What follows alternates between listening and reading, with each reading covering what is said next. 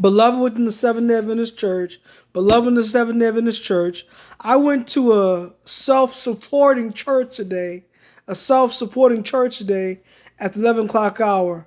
And the associate pastor there said something that broke my heart. He said, beloved, don't listen to this minister online who talks about the White House being attacked and a Tampa Bay flood that David House is bringing out online now.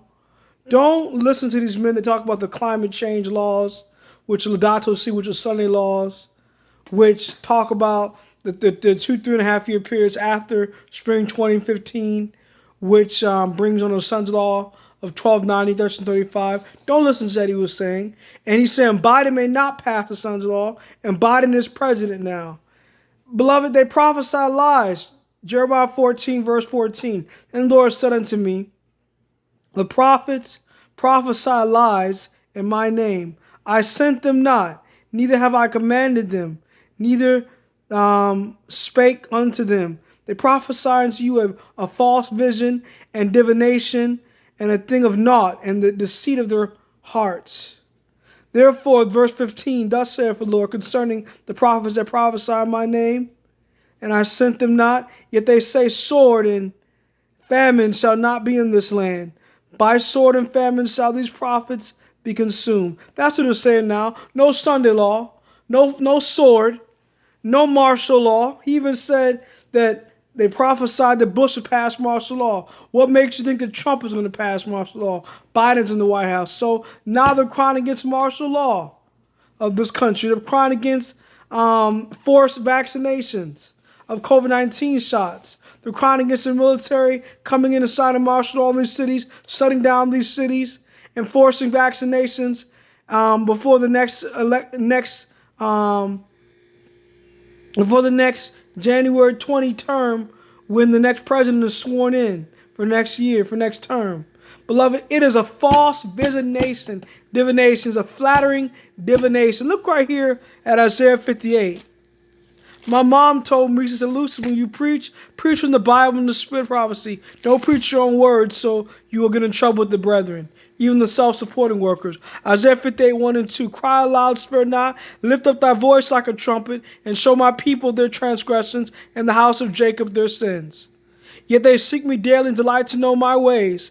As a nation that did righteousness and forsook not the ordinance of their God. They ask of me the ordinance of justice. They take delight in approaching to God. See, these men take delight in approaching to God, but they don't want to prophesy of famine, the sword, and the son-in-law of Christ, which is happening very soon, beloved. The climate laws are here. The Pope did ask for it in his Laudato Si for the climate laws in fall 2015 when he came to the U.S. government to speak before two houses of Congress and in Philadelphia. He is crying for it now again. He is asking for a green Sabbath, a green New Deal.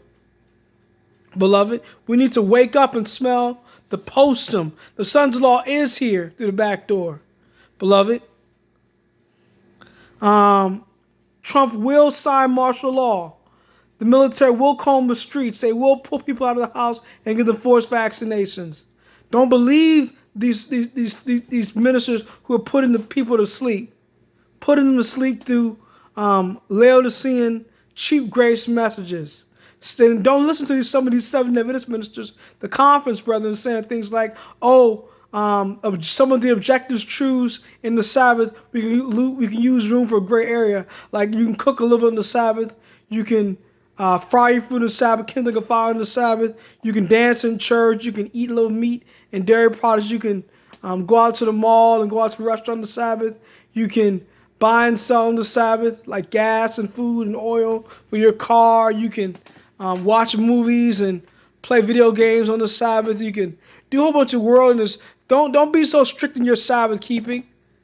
Now, the pastor of the church I went to today, the self-supporting church, he did bring out a good point about abortion. Abortion is a sin. But a woman's right to choose must be respected as far as what I've studied, because even though abortion is immoral, and the choice is between the woman's life and the child, the woman should have a right to live, beloved. So that's a Sabbath question. That's a Sabbath issue. The Sabbath should be respected, just like a woman's right to choose to be respected. If someone wants to worship on Sunday, that should be their right. We shouldn't force people to worship on Sunday just because the fourth day of the week is right and the Sabbath is right. Just like we should not force a woman not to have an abortion if it protects her life simply because abortion is immoral. Beloved, it's a free country. And then the same minister spoke out against another minister of the self-supporting church. He spoke out against another chaplain of the U.S. Senate, the Center for His Sin, as he called it. We don't need to be calling people out like that. Beloved, pray for the brethren. Believe in the Bible and this prophecy, and sigh and cry for all the abominations that be done in the midst of thereof. Keep the Sabbath holy. The brethren are not keeping the Sabbath holy. They're voting on the Sabbath and supporting political parties on the Sabbath and talking business transactions on the Sabbath. They don't want to keep the Sabbath holy. And beloved, we need to. And we need to sigh and cry for the sons-in-law of Christ. It's here, beloved. It really is here. Most Congress and Father, please save your kingdom. But after the law, so please live with a straight testimony and a loud cry to the apostate Protestant churches. Please let them keep the Sabbath holy and not be lost on the Sabbath question. Please let them keep all God's Ten Commandments and not be disobedient to your requirements, such as women's ordination, ecumenicalism, the Sunday surge, and Sunday worship and Sunday sacredness. And please let them cry against the soon coming sons-in-law and not be afraid to give a straight testimony simply because they're going to please their bosses in the ministry. In Jesus Christ's name I pray. Amen.